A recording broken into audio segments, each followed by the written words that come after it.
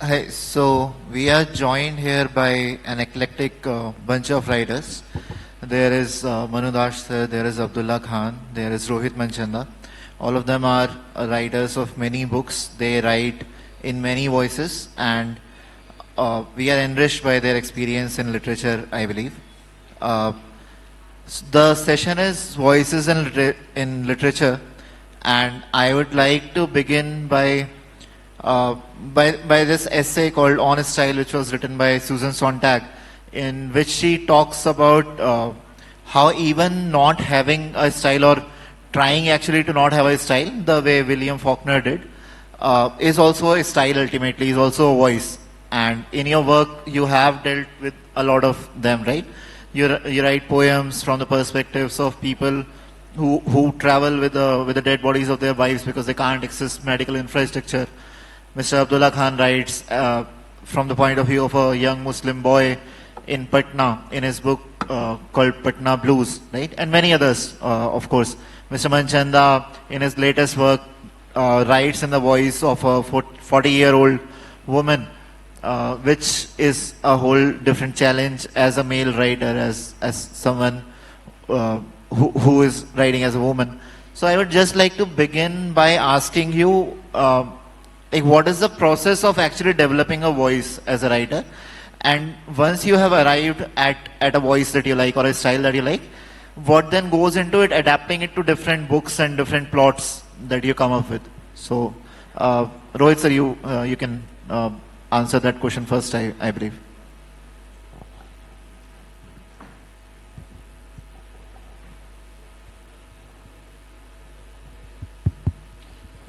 Thank you very much, Gautam.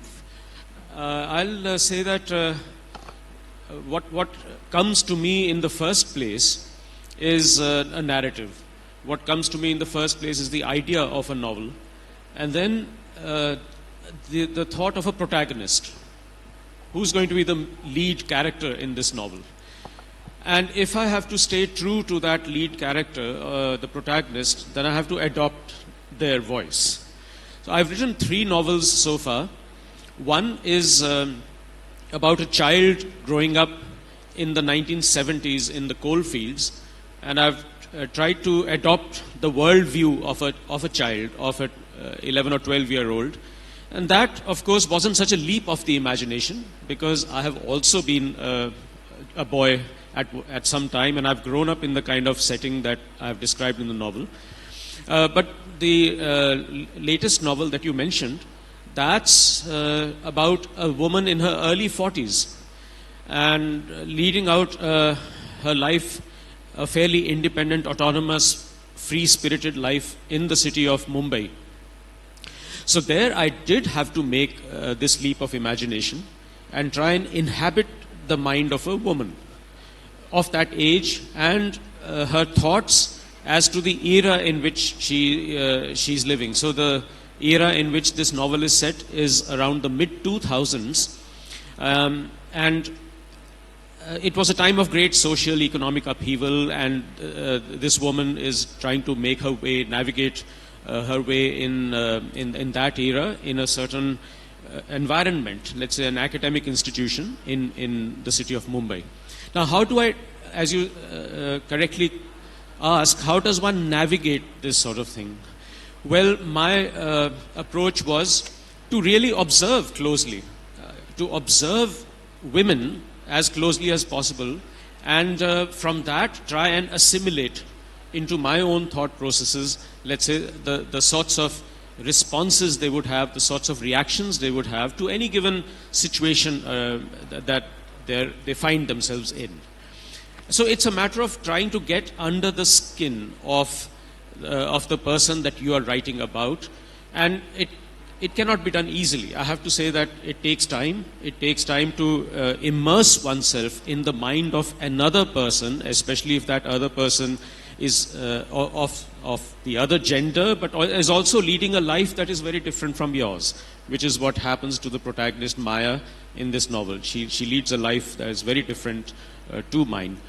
So then once you have tried to get under the skin of the character, you need to come to the voice.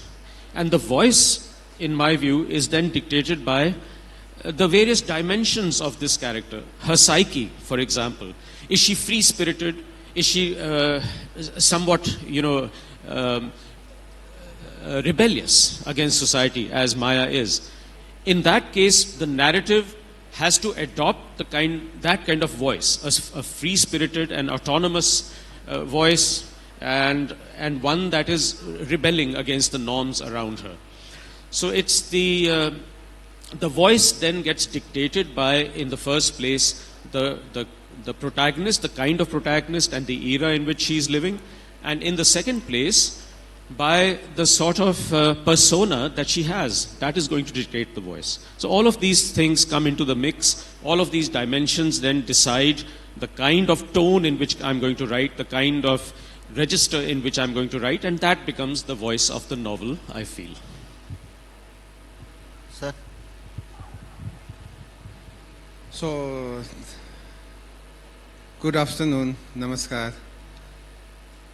The topic given here is very complex and very vast. So, just I will try to talk about it in context of my novel and the web series or movie script I write. So far I have written 2 books, a couple of web series and films.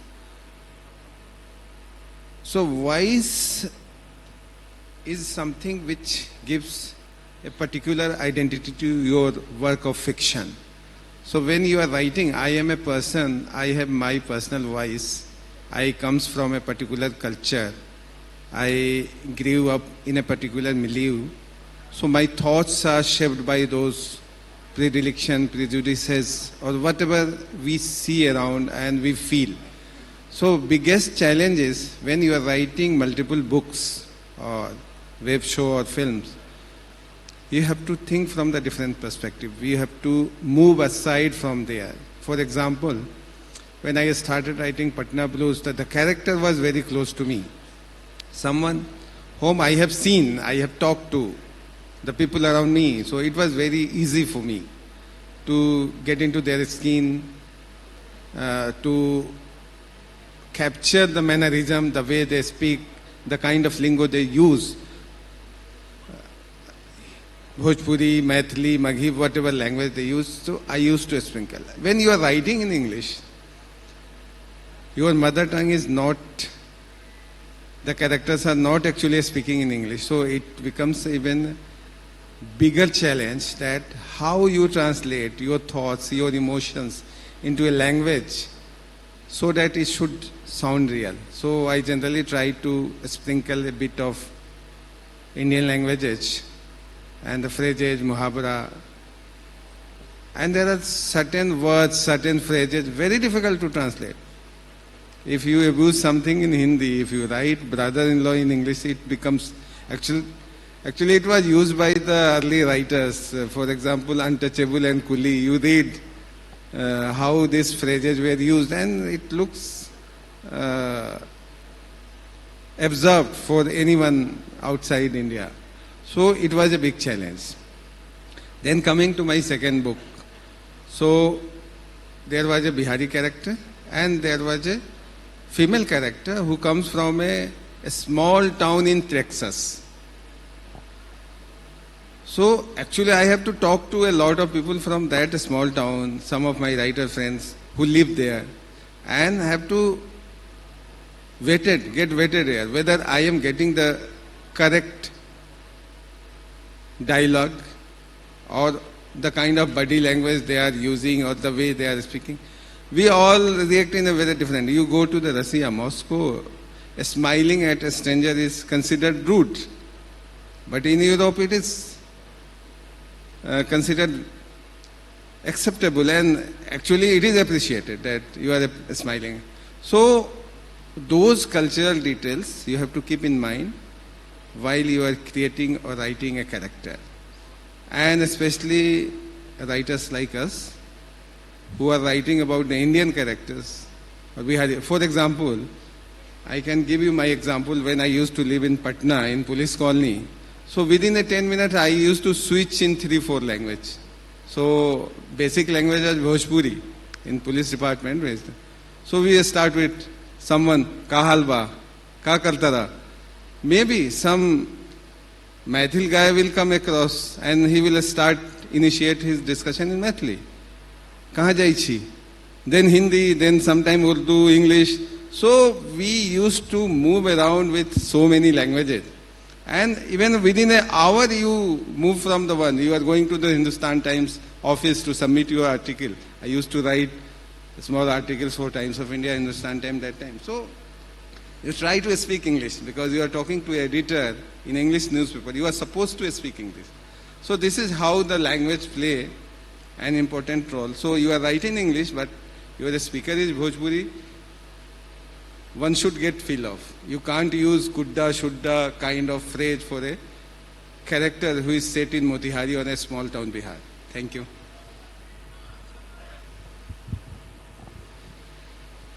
Namaskar. Thank you, Gautam, for asking the same question to three of us.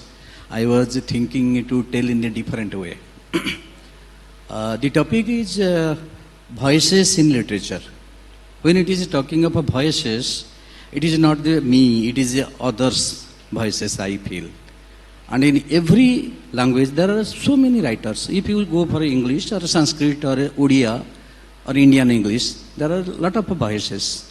The voices of Shakespeare, Kalidas, Nirala, Gopinath Mahanti, Surendra Mahanti, Manoj Das in Odia, they have a different voices. Yes, the voices are very much distinct. And when we are talking about the voices, we are talking about the identity. When Nirala comes to my mind or Kalidas comes to my mind, a kind of voice resonates in my head in every languages.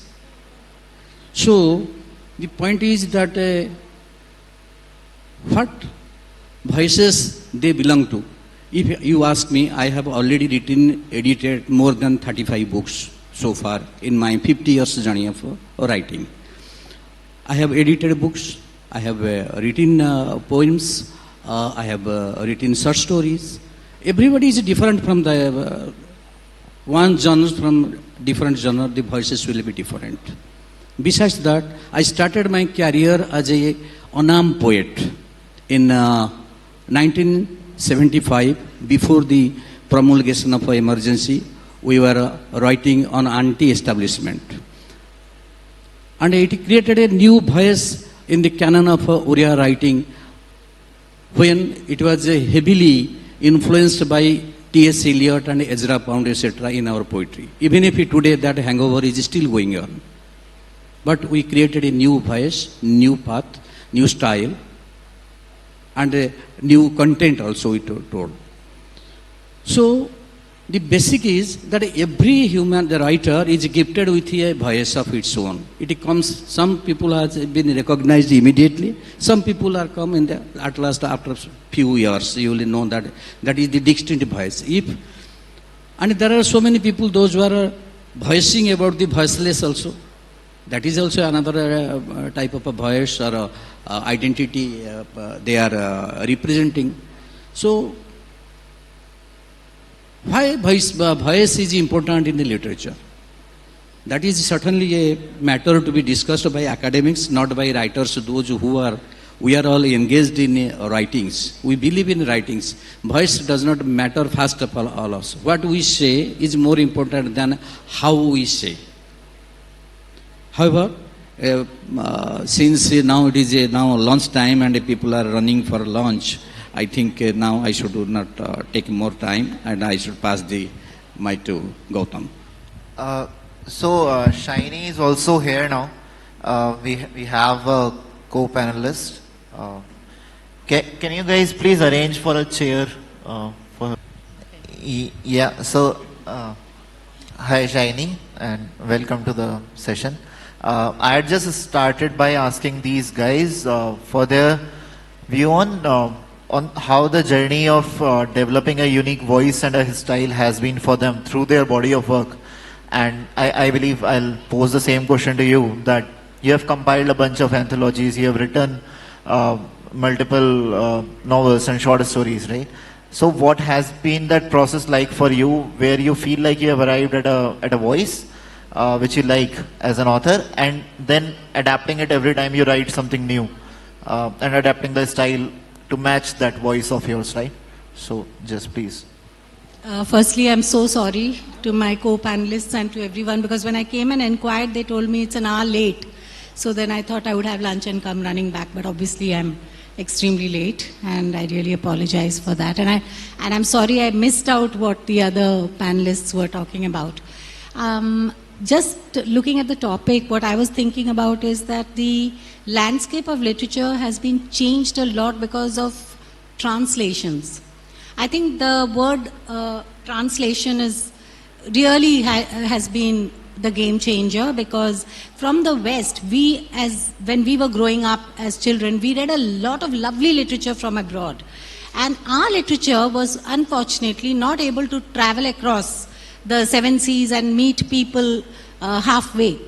So I think translation has been a game changer, and for IWE writers, that is Indian writers in English, our journey hasn't been long. It must be like 4 decades of a journey, but our Bhasha writers, our Hindi writers, all the other writers who've been writing in all the wonderful other languages of India, their writings are available to us from a historical point of time.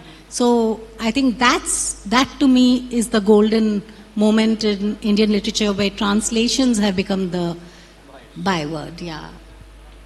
Right. So I think Mr. Khan also touched on translation and having multiple languages in your voice as an author, right? So just to expand upon that, I want to understand that one thing is translation, right? Where another expert in another language takes up your work and helps readers from another language access it. But there is also multilingualism, where we all of us come from multiple languages. We know smatterings of Kannada, Odia, Bhojpuri, Malayalam, Hindi, English, right? And you kind of work that also in your work, which Rushdie calls the chutneyfication of language, and it makes English more rich for the reader. So how do you see that that mix in your voice as a writer, and like what part does your identity and your character's identity play in that? Like which takes precedence? Because you may know Bhojpuri and that will come into the English that you are writing, or the Hindi that you are writing, but then your character may come from a different background altogether. So what takes precedence, and how do you decide that? So maybe Mr. Khan, you can take up the question first, and then we can move one by one to the other panelists. Yeah. Okay. So, as already I mentioned that, whenever you are writing something in English, the background of the character is of very importance. You have to choose the expressions, phrases, even sentences. For example, you are writing about a person who is working in a small shop. He is not expected to use sophisticated phrasal verbs or complicated sentence structure. But if you are writing about a poet, Urdu poet, obviously he will use a lot of metaphors, similes, and he will construct his sentence in a very complex and very playful way. So background plays a lot. Even if we are writing in English, we have to create a mirror image of the language you are actually the character actually speak. So that is the key. Same scene, same situation, the character coming from the different culture, different strata of society will react in different way. That should also reflect in your voice. Otherwise, it will look fake. It will not look authentic. The another challenge is that writer is a one person. He is writing about so many characters. So it becomes a big of challenge. How to differentiate? So very few are so accomplished that they are trying to play with the 10, 20 characters. Otherwise, even managing 2-3 characters becomes a challenge every time. At the time of editing, you then go through and you pick up the phrases that character is speaking, and then you change according to that particular character. So that is my take. Thank you. Sir, you want to tell us about how you incorporate Odia in your voice and achieve a balance with English or some other language? How do you see that happening? You see, recently I have edited one anthology published by Penguin that is a big book of Odia literature. Here you can see there are 30 poets, short story writers, more than 20 essays, and 105 poets are being found in this book. All are a distinct voice. Even if 10 tribal languages authors are being published for the first time, translated and put into this anthology, which is the first of its kind, giving a voice to the marginalized literature so that they get a voice. And you will be astonished that I have got the feedback that many tribal poems are much better than our so-called intellectual poets and authors also. Now I just want to, because recently you talked about the voice, recently, yes, some few years before, if you remember, one person from our Odisha, a tribal person, he could not have money to carry his wife's dead body, and how he was carrying it, and it shamed the total nation. His name is called Danamaji. I had written a poem on Danamaji, which I just want to share with you. It has been published in a scroll. So if you permit me, then I can also read that one. I guess we'll have a reading Okay. in the last 5 minutes. So then, from but my- okay, that's fine. I would like to know. That is what, Yeah, we'd how love- we carry the message of a voiceless to the people, to the marginal people, to the mainstream, so that people should know. That is, I think, is the most important work of a writer. Thank you. Yeah. Shiny and Rohit sir, do you want to also take this question? I think more than multilingual, what I was thinking about is that emotion or what we want to say, it's actually prelingual. We later on set it into the words we learn as mother tongue or what we learn as an aspirational language, that's English. But before all of that come the language of just emotions, like what I call prelingual. Emotions are prelingual. So I would say that for the longest time in Indian literature and Indian movies, the male language was anger. You know, we had the angry young man, Amitabh Bachchan we had, and anger was always celebrated as a male, as masculine, as a macho kind of thing. And women were supposed to have a different way of laughing, a different way of talking, we couldn't laugh loudly, we couldn't talk loudly, we had to be silent if there were men around. I'm talking about from the time it all started.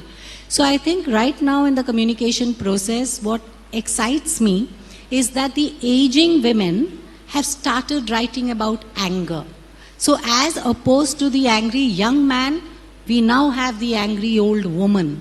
And they have so much to say. Because even when I was in college and I was interviewing the older women as a journalist, what I felt is that, you know, they would have this very bland expression, very bland face. They were going about their day. But once you scratch the surface and you spoke to them, they were so passionate about everything unfair that they faced as a woman.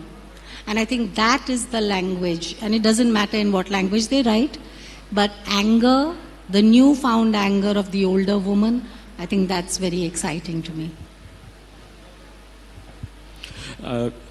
Gautam, I think you've raised both a very interesting point and a point of much importance. A couple of points that you raised. One is this hopping between languages. And I think it happens to all of us in this country. We all know at least 2 or 3 languages. We know at least 2 pretty well, and then there's a third and a fourth that we keep coming across, assimilating, as Abdullah also was saying. Now, for instance, in my first novel, there's a bunch of kids scrapping with each other, just having a dispute over something or the other. And one of the boys says to the other, now I had to translate this because what the boy would have said in real life is, "Jao apne ghar ka rasta napo." And I suppose largely this is going to be followed here. Most of us over here will be Hindi speaking, but also others would know this, would have come across this idiom, "Jao apne ghar ka rasta napo." Now, that just means, well, buzz off, get away from here. And in English, how does one render it? So I decided to take the risk of simply transliterating it, rendering it very literally, and I wrote, "Go measure your way home." Now, I had to take a call there. I mean, it's a judgment call that one takes. And I was immensely relieved when, after the novel came out, readers who were both familiar with Hindi and not familiar with Hindi said to me that this worked. Of course, those who were familiar with Hindi could spot the translation of the idiom into, not the translation, just the transliteration into. But others said to me, "Well, where did this come from? It sounds right, though. It sounds right." And the other point that you raised is also very important, I think, about how one's own voice as a writer, how might that be in conflict with the voice of the protagonist that one has chosen to portray in a piece of fiction, let's say. So here, I firmly believe that I can take a dual stance. I can actually take both sides. And what I mean by that is that here's a protagonist and I am the narrator. Now, as you very rightly said, sometimes most of the time you have to respect what sort of language your protagonist might be thinking in and dealing in, and stay true to that voice. It's a shopkeeper's voice, जैसे अगर करनी है तो वो उस तरह से ही लिखनी होगी. But I also felt that, for example, if I'm writing about a child, and this comes to the point Shaini made, that children will register emotions, but they don't have the words for those emotions. They don't, a child of 9 or 10 will not have a particular word for an emotion that they are feeling. Whereas when I'm writing a book, I want the reader to grasp. I want it to be conveyed to the reader exactly what that emotion is. And therefore, I need to use a somewhat adult language, at least an adolescent language, an adult language. I need to use that in order to convey the sentiment of a child protagonist. So I do that in my writing. I also write as a narrator in myself, and not entirely succumb to the protagonist's psyche, the protagonist's age.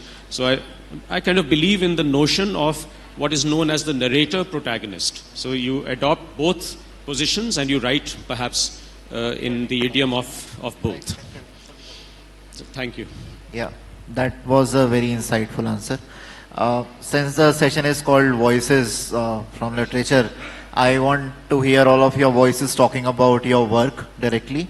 And you can also tell us about your latest work which is out, which the readers can buy from the bookstore outside, right? Or from somewhere else. So we'll start with Shaini. And you can maybe read out a passage or a particular paragraph that you remember or want us to listen to. We are a bit short on time, so I would ask all of you to just limit yourselves to little passages, and then we can wrap just this. talk about our latest work, right? No. Do you have something to read from? No. We'll start with Manudash sir, and you can maybe tell us about what you have out recently, right?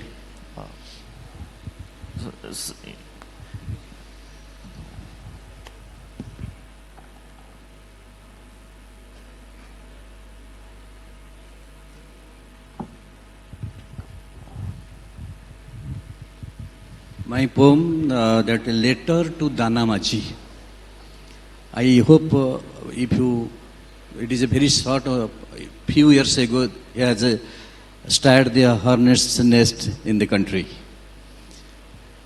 Letter to Danamaji. You can always find this rack of a pain in our celebrated myths. Judge yourself with the protagonist. We are born in a myopic world that you are forgetting. Your grief played a cheerleader along with your tall daughter walking through the Tyburn scaffold. What kind of a revenge waits you while carrying that dead one? Does memory die? Is the sun pinioned like a carrot under a pewter sky? Can eyeballing media grope the latitude and longitude of your helplessness slipped into the slit of a time, Dana? We the people who shed tears hoping that they take the shape of a diamonds are a parliament of hypocrites. Museum of sympathy cockles the antiques of shortcomings. Hunger has spread like arabesque scrolls in the map of our dream. Dana, I am also a reluctant member of that club of a dim light that has been outlived. Thank you. So I am going to read a page from my second novel, A Man from Motihari. So the first chapter is about the character, the main character, the protagonist, who tells its audience that where he was born. So those who are not aware about the history of Motihari, I would like to tell them that George Orwell was born in Motihari and Gandhiji started his first satyagraha from that town. So this context is here. I was born in a haunted bungalow and the midwife was a ghost, or so says my family. I was 9 or maybe 10 when Aunt Zarina first told me about the eventful night. In the ensuing years, my father, that's Abba, and my mother, that's Ammi, shared their versions of the story. Ammi had made me promise to not to go near the bungalow ever, but I sensed right away that I was not going to keep my word. It was a rainy night, 25th June 1976 to be precise. A bullock cart negotiated a narrow, uneven road on the outer edge of a town called Motihari. The flickering light of a hurricane lamp hung from its yoke created dancing shadows on the road. A stout fellow sat on the high driving seat, his feet dangling in the air, prodding the oxen between their hind legs with a stick. Just behind the driver were Abba and my 6-year-old older brother Wasim.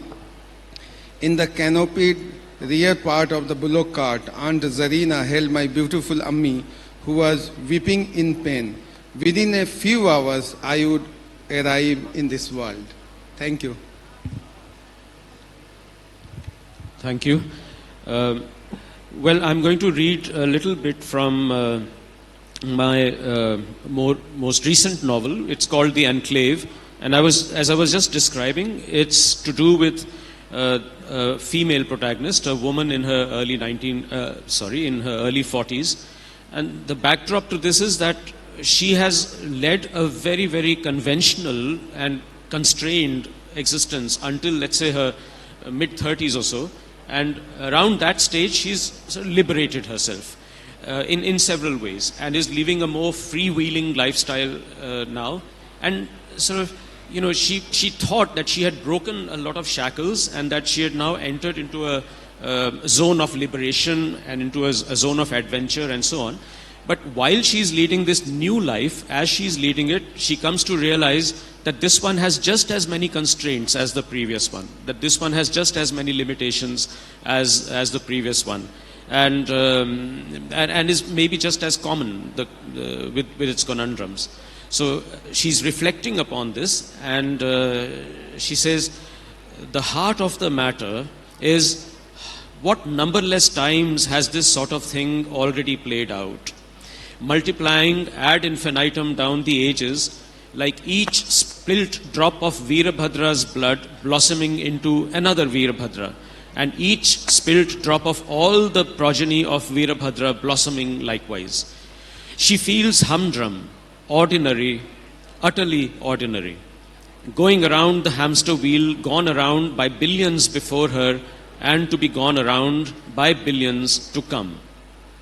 Ironical, the angle she was taking on it, especially in view of how, once she had launched herself out into her new life, she had taken to holding her previous one in disdain as being prosaic.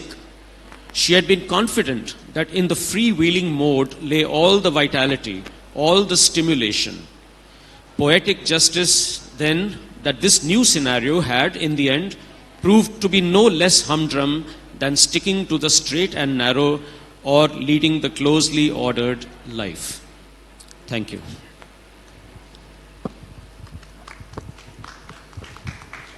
Since I don't have anything to read, I think time is up. So I'll just take 1 second to talk about my latest book. It's a novella called Eden Abandoned, the story of Lilith, which is about Adam's first wife, Lilith, before he met Eve. So Eve was created out of Adam's own body. Adam was put to sleep and Eve was created out of his rib. But Lilith, who belongs more to Jewish mythology and little bit of old, she makes an appearance a little bit in the Old Testament, was created with Adam as an equal. So they were both created together from all the elements of nature, and then Adam and Lilith fought, and Lilith was cast out of Eden. That's what my book is all about. Thank you so much.